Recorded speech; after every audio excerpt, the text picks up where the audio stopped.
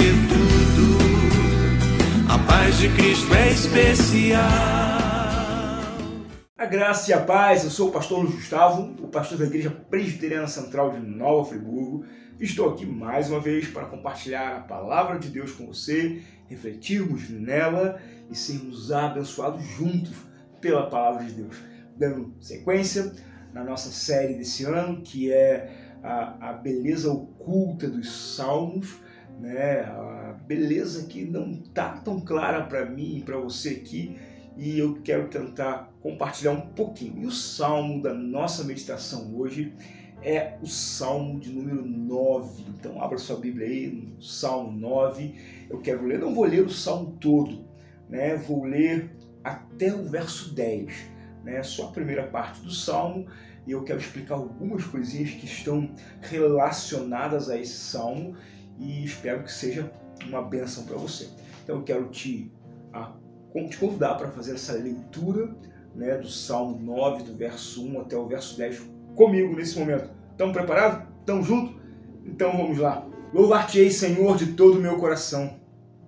Contarei todas as tuas maravilhas. Alegrar-me-ei e exultarei em ti. Ao teu nome, ó Altíssimo, eu cantarei louvores. Pois ao retrocederem os meus inimigos, tropeçam e somem-se da tua presença. Porque sustentas o meu direito e a minha causa.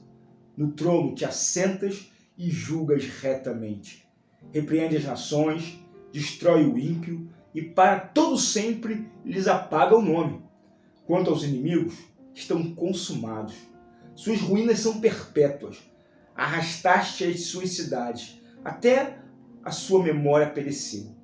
Mas o Senhor permanece no seu trono eternamente, trono que eligiu para julgar. Ele mesmo julga o mundo com justiça, administra os povos com retidão.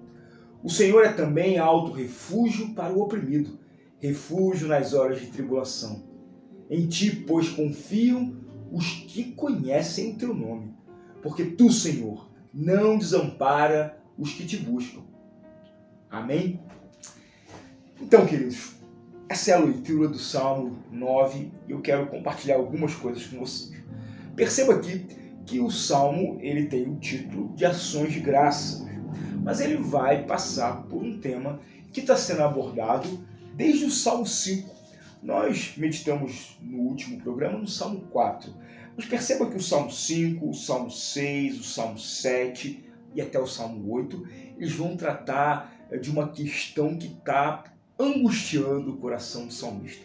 Todos eles vão tratar sobre a lida do salmista, né, Davi, com os seus inimigos.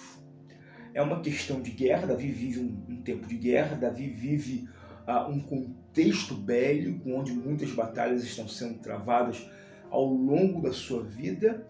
Talvez a vida de Davi seja uma metáfora de guerra. As suas lutas começam desde muito jovem, né, guardando as ovelhas de seu pai, dos predadores naturais, que são os leões, os ursos, né?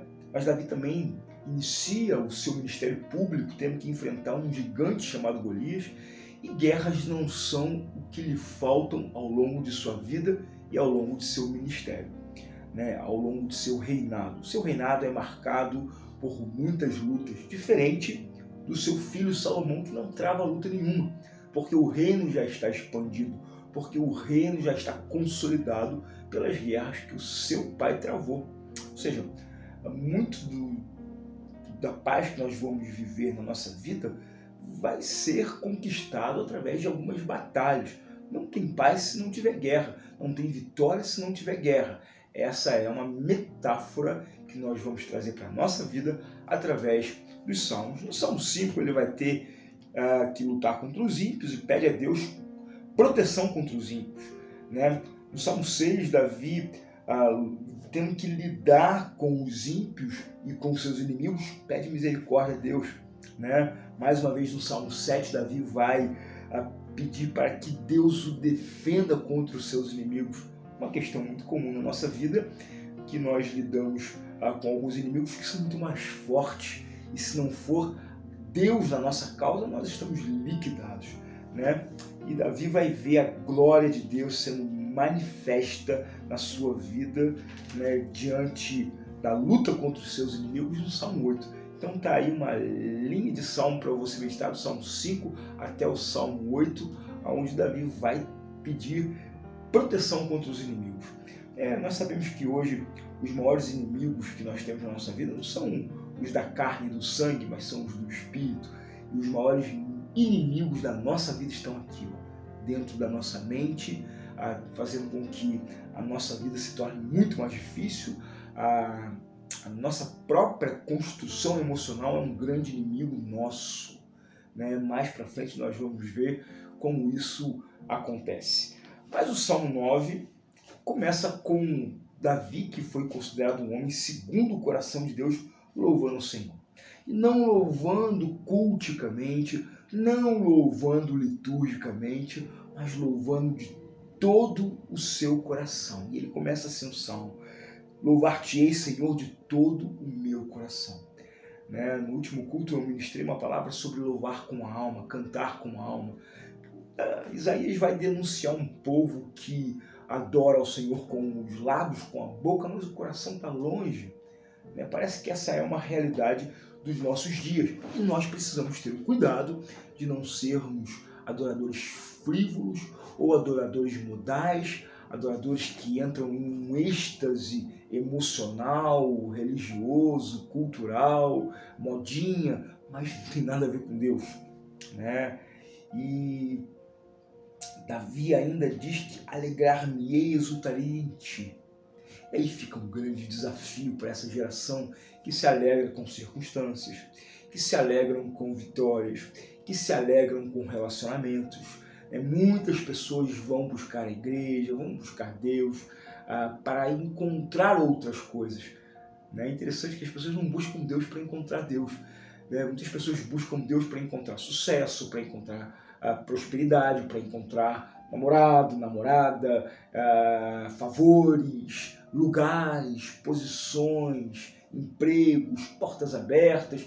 Mas Davi procura Deus para encontrar Deus. E quando ele encontra Deus, ele se alegra em Deus. E aqui mais uma vez ele fala que é essa alegria que ele tem no Senhor que fazem retroceder os seus inimigos.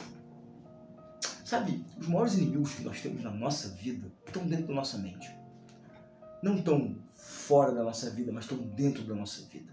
É o medo, é a depressão, é a tristeza, são as inseguranças, os complexos que nós alimentamos a cada dia, que estão dentro da nossa vida, que estão dentro do nosso olhar, que vão nos paralisar, que vão nos entristecer e que vão transformar a nossa vida em uma lida de muita angústia. Mas Davi entende que quando a alegria do Senhor toma conta da nossa vida, esses inimigos que estão dentro da nossa vida e muitos que estão fora vão retroceder também, vão tropeçar e sumir da presença do Senhor. Porque a alegria do Senhor é a nossa força. Nós vamos ver isso mais lá na frente, Ele vai repreender as nações, destruir os ímpios e para todos sempre lhe apagar o nome. É o que Davi está falando aqui no verso 5. Esse salmo traz um assunto teológico, que é a soberania de Deus, que é o governo de Deus, que é a justiça de Deus tomando conta de todas as coisas. E aqui, no verso 7, Davi vai trazer aqui uma característica dessa soberania de Deus em contraste ao caos que está estabelecido no mundo, que está estabelecido no contexto de Davi, diante da vida de Davi. E aqui serve para mim e serve para você também. Sabe, aquele dia que a tua casa, a tua vida, o teu negócio, a tua família parecem estar, e na verdade estão em caos. Quando você olha para o contexto nacional, para o contexto global, que é o que nós estamos analisando nesses últimos dias de pandemia, de caos, de conflitos, de discussões, trocas presidenciais nos Estados Unidos, uma potência observada por todo mundo, e aí desencadeando várias questões em outros países e afetando economicamente, politicamente outros países, uns que apoiam um presidente, outros que apoiam o outro, e gerando todo um contexto caótico na nossa sociedade, e sem contar a violência, e sem contar a falta de amor, a falta de valores, ou seja, a fragmentação moral de uma sociedade que é nítida e notória, né? Sociedades que celebram o aborto, sociedades que celebram as abominações que o Senhor condena, que o Senhor adverte ao povo que se afaste dela, e pelo contrário, elas estão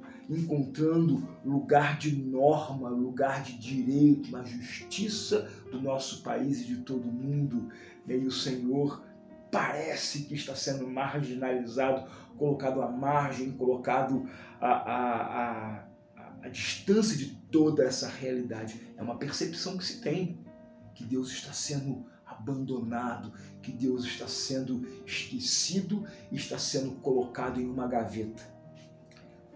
Então, mas essa é uma realidade da época de Davi também. Isso não é um contexto extraordinário e exclusivo nosso.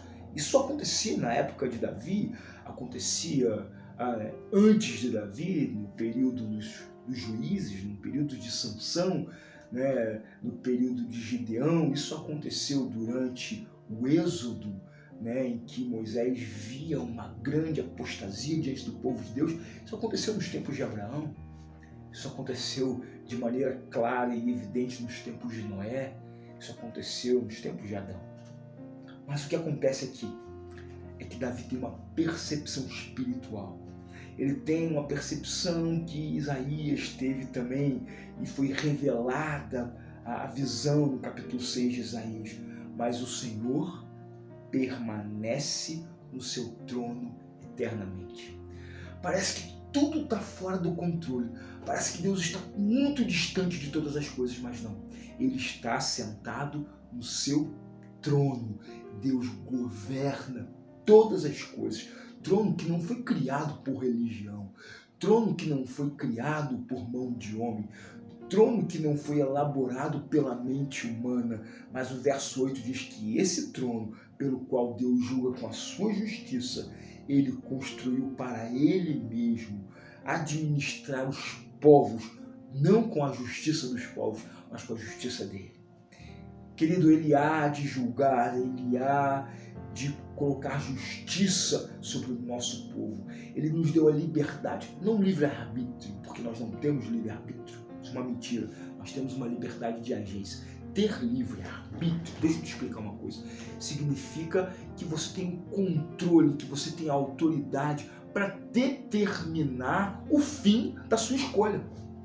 Mas o que nós vemos é uma geração que não consegue determinar o fim de sua escolha. Nós fazemos escolhas e pagamos muito caro, e pagamos com dor, com lágrimas e com sangue por conta das nossas escolhas. Isso não é livre-arbítrio, isso é livre agência. Nós temos liberdade para agir, mas o arbítrio, ou seja, a decisão final da história, não está na nossa mão. A decisão final da história está nas mãos do Senhor, e Ele há de vir para julgar vivos e os mortos e tomar sobre a nossa vida o seu controle. Então, essa é a visão que Davi tem aqui. Mas ele diz algo ainda que consola o nosso coração e nos conforta enquanto nós esperamos a justiça que virá. Ele diz assim: o Senhor também é alto refúgio para o oprimido, refúgio nas horas da tribulação.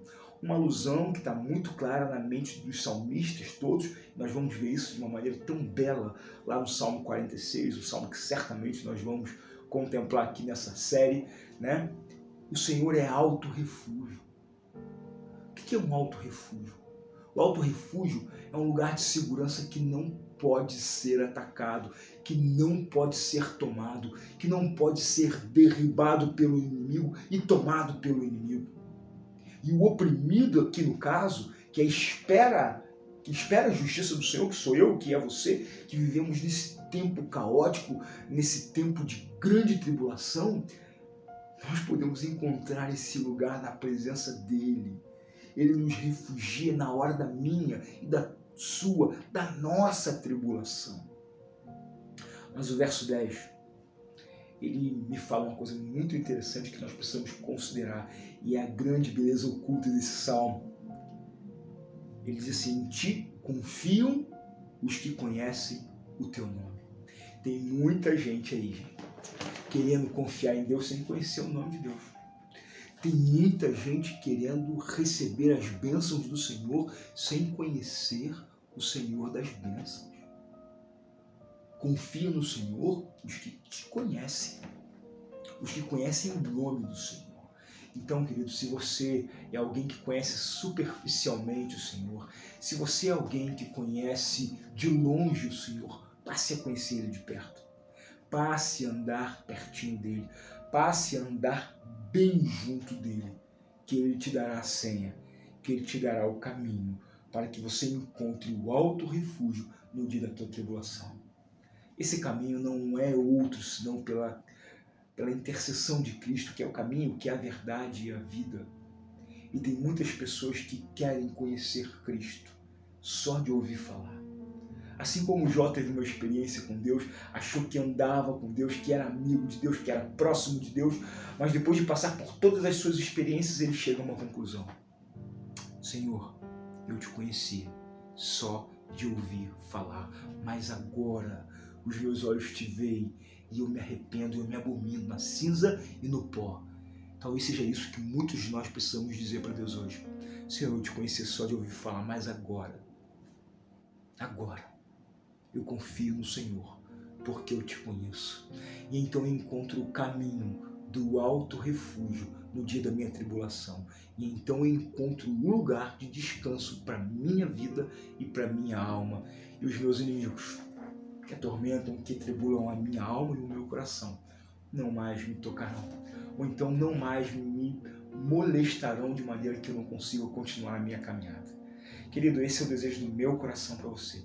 Que você conheça para confiar no Senhor e caminhe para esse lugar de alto refúgio, para esperar a volta daquele que está sentado no trono e governará o mundo e a minha vida no dia da justiça final, no dia da consumação do século, no dia da volta de Jesus, o nosso Senhor.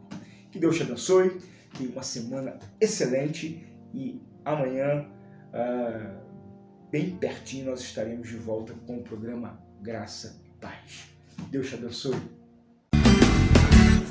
De coração, irmão, quero te declarar a paz que vem de Jesus e vale muito, muito mais do que ouro ou outro metal, mais do que tudo, a paz de Cristo é especial.